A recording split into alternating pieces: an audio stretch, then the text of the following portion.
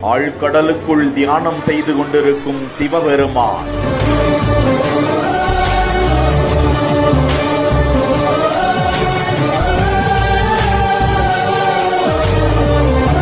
எப்போதும் அவனுக்கு அபிஷேகம்தான்.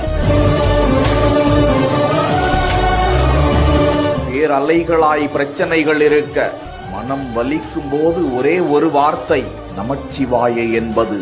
உரையற்று உணர்வற்று உயிர் பரமற்று திரையற்ற நீர் போல் சிவமாதல் தீர்த்து கரையற்ற சத்தாதி நான்கும் கடந்த சொரூபத்திருத்தினன் சொல்லிறந்தோமே என்ற திருமந்திர பாடலின் விளக்கம்.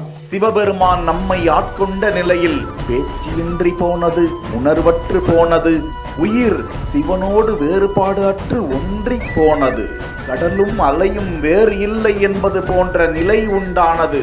எல்லையற்ற நுண்ணோசை, நினைவோசை, குரல் வளையோசை, செவியோசை ஆகிய 4 சத்தங்களையும் கடந்து விளங்கும் சிவனருளில் சேர்ந்து அதனை நுகரப் பெற்று பேசாத நிலை எய்தினோம் என்பதுதான் அந்த விளக்கம். கனவு கதை என்கிற இன்ஸ்டா பக்கத்தில் சிவன்